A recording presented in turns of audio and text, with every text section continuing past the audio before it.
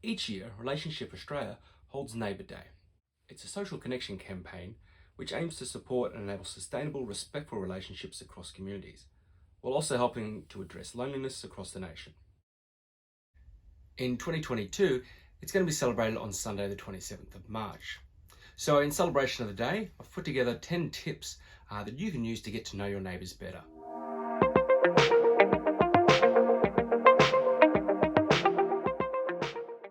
Tip 1 is to smile and wave hello. So if you see a neighbour, smile, wave hello, and if you're even close enough, maybe even say good day. Sometimes we might only see them going in or coming out of home, and those chance interactions, saying or waving hello, they really build up that connection with our neighbour as a starting point. Tip number 2 is to introduce yourself.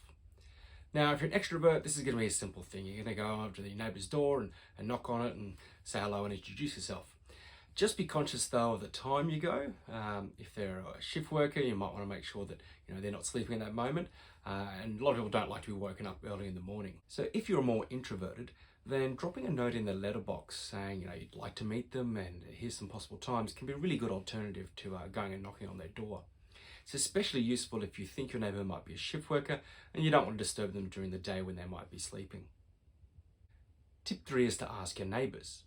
So if you've just moved into the area, you might want to go and ask your neighbours about recommendations for things to do or places to even eat and shop in the area. Alternatively, you could ask to borrow something from your neighbour. So when our neighbour first moved in, the first night she was there, she knocked on our door and said, "Oh guys, do you have a corkscrew?" She wanted to open a bottle of champagne to celebrate moving in, but didn't have the corkscrew to be able to do it. So people are very generous in when you ask for small items, they're very generous in offering those things. And it could even be things like tea or sugar or coffee or milk when you run out of those things. So asking a neighbour can be a really handy way to get to know them. Tip 4 is to make an offer to help.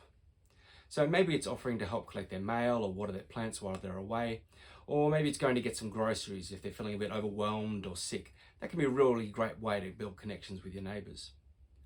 Maybe you have a unique skill that they might find handy, or maybe you've got some equipment they could borrow, maybe something for the yard or around the house, something that they may not have that you have and you can lend them. It could be just the offer of a tea or coffee and a chat with an elderly neighbour that helps keep them connected with the world.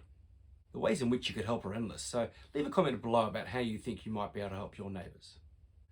Tip 5 is to host an event. If you live in a cul-de-sac, then hosting a street party can be a great way to meet your neighbours and for them to meet each other. If you're open to having people in your home, then maybe hosting a men's barbecue for all the men in your neighbourhood or your street or your apartment building could be a great way to make connections there. Tip 6 is the great outdoors. If you live in a house, getting outside in the garden can be a great way to have interactions with your neighbours.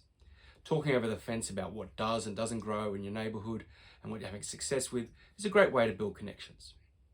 If you live in an apartment building or an apartment complex, you might want to see if there's a communal space that could be turned into a communal garden. It could be used for growing food or just making the area more beautiful.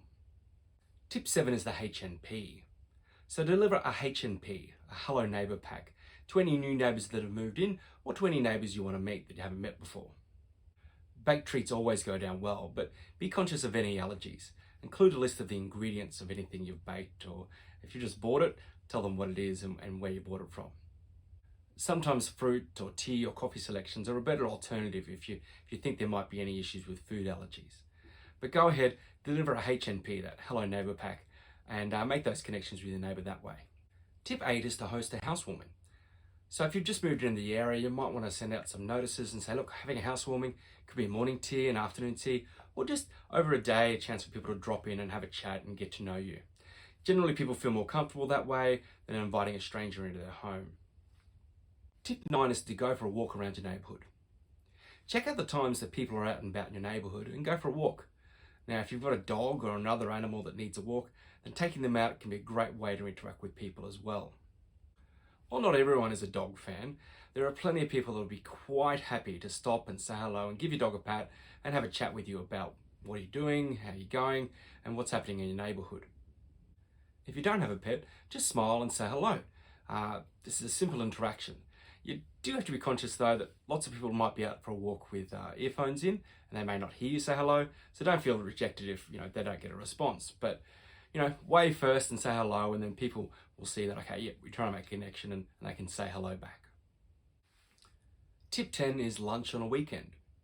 It used to be that you'd have to host a dinner party and invite people over in the evening, but now the go is for more casual lunch on the weekend.